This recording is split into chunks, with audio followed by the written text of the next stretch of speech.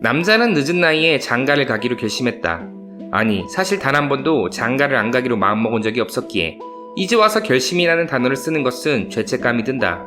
정확히 말하자면 장가를 결심한 거라기보단 외국인 여자와 국제결혼을 하기로 마음먹었다는 표현이 더 진실에 가깝다. 한국 여자들은 뭔가 잘못됐다. 진실된 사랑을 할 수 있는 충분한 존재들이면서 나사 빠진 사람 마냥 허영심을 쫓는다. 남녀 평등이라는 가치 아래 동등한 권리를 바라지만 동등한 의무는 절대로 반대한다. 그들은 받기만을 원한다. 그래서 남자는 그들과는 도저히 결혼하고 싶지 않았다. 물론 안 그런 여자들도 많다. 하지만 그녀들은 이미 일찌감치 눈치챈 남자들이 차지해버렸다. 여러모로 한국 여자에게 질려버린 남자는 본인이 지금껏 결혼하지 못한 이유를 여자 탓으로 돌리는데 거부감이 전혀 들지 않았다. 그렇게 남자는 국제결혼 업체가 주선한 자리에 나갔다. 그곳엔 베트남 시골 출신의 여자가 있었다. 나이는 남자보다 15살이나 어렸지만 거부감은 들지 않았고 오히려 설레임이 앞섰다. 귀여운 얼굴, 날씬한 몸매, 어딜 가서 이런 여자를 만날 수 있는가? 남자는 그녀에게 첫눈에 반해버렸다. 말은 잘 통하지 않았지만 살 부대끼고 살다 보면 자연스레 해결될 것이라 생각했다. 그녀도 남자가 나쁘지 않은 눈치였다. 남자와 여자는 눈빛으로 신호를 주고받았고 그 뒤는 일사천리였다. 어딘지 모르게 쓸쓸해 보이는 부모님과 찍은 결혼사진을 거실에 걸어두고 남자는 남들도 다 즐긴 신혼을 즐기기 시작했다. 잠자리는 너무나 만족스러웠고 그녀와의 나이 차이를 극복하기 위해 몸에 좋다는 음식을 챙겨 먹는 즐거움을 배웠다. 그런 남자를 부럽다고 말해주는 친구들, 남자는 그들에게 한국 여자보다 국제결혼이 더 좋은 수십 가지 이유를 일장연설로 늘어놓았다. 모두가 부러워해 주었으나 한 친구가 장난스레 던진 말이 남자의 마음에 씨앗 하나를 심어버렸다. 도망 안 가게 잘해.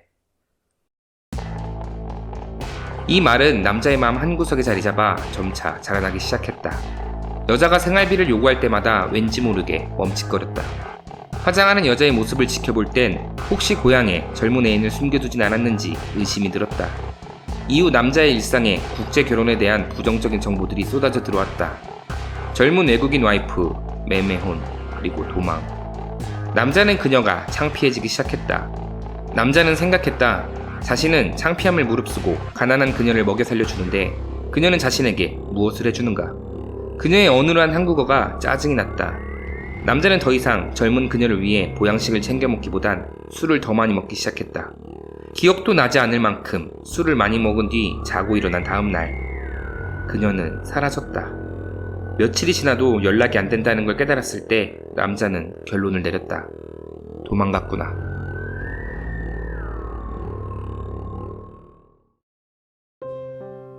여자는 시골에 살았다. 보수적인 그녀의 환경은 20살이 넘을 무렵부터 그녀에게 결혼에 대한 의무감을 던져주었다. 옆 동네 살던 언니는 최근 한국으로 시집가 아이를 낳고 행복하게 살고 있다고 한다. 그녀의 부모님은 살기 좋은 한국으로 시집가 행복하게 사는 것도 나쁘지 않다며 은근슬쩍 권유해온다. 어린 나이에 빨리 결혼해 아이를 낳고 사는 것이 행복한 삶이라는 철학을 설파한다.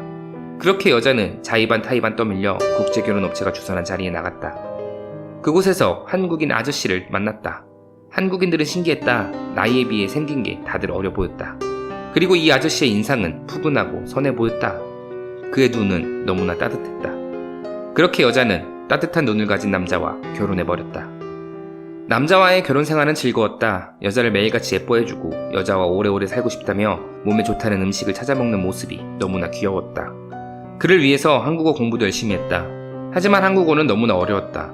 그가 베트남어를 조금 배워주었으면 좋았겠지만 사랑에는 언어가 큰 문제가 아니라고 생각했다. 어느 날부턴가 몸에 좋은 음식을 찾아먹던 남자가 몸에 좋지 않은 술을 자주 먹기 시작했다. 여자는 생각했다. 나랑 오래오래 살고 싶지 않은 걸까? 그녀는 그런 남자에게 서운한 마음을 표현하고 싶었다. 하지만 부족한 한국어 실력 때문에 표현하기가 어려웠다. 그래서 그녀는 한국어 학당을 등록하기 위해 남자에게 학원비를 부탁했다. 남자의 표정은 좋지 않아 보였다. 어학당에 가는 날, 여자는 예쁜 한국인들 사이에서 초라해 보이지 않기 위해 열심히 화장을 하고 있었다. 문득 시선이 느껴져 뒤를 돌아보았더니 남자가 무서운 표정으로 쳐다보고 있었다. 낯설었다. 남자의 태도는 점점 차가워져 갔다. 그와의 의사소통이 어려워 그런 걸까? 부부 사이엔 대화가 중요하다는 친정엄마의 말이 떠올라 한국어 공부를 더욱 열심히 했다. 하지만 학당에서 배운 단어를 부족한 발음이지만 남자에게 사용했을 때 그의 표정은 좋지 않았다. 그러던 어느 날이었다. 남자가 술에 만취한 채 집에 왔다. 평소라면 바로 자러 갔을 그였지만 오늘따라 집에서 더 마시겠다고 한다. 자리에 앉아 냉장고에 있던 소주를 꺼내 먹기 시작하는 남자. 그런 남자에게 여자는 조금만 먹으라고 말하고 싶었다. 너무 많이 마시는 것 같은 그에게 다가가 여자는 이렇게 말했다. 그 말을 들은 남자는 자리에서 일어나 여자에게 다가갔다.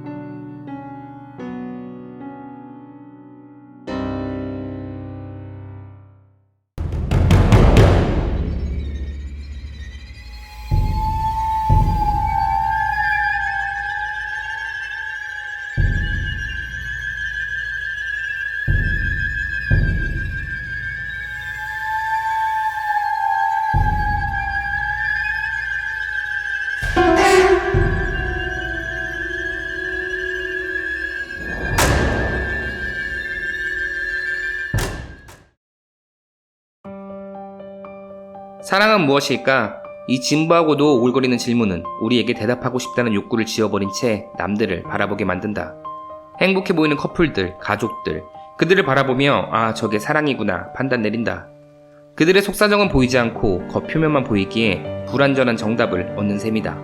특히 현대인들의 경우 정보통신기술의 발달로 겉표면을 보일 수 있는 많은 기회를 얻기 때문에 사랑에 대한 불완전한 정답을 표준 모델로서 채택한다.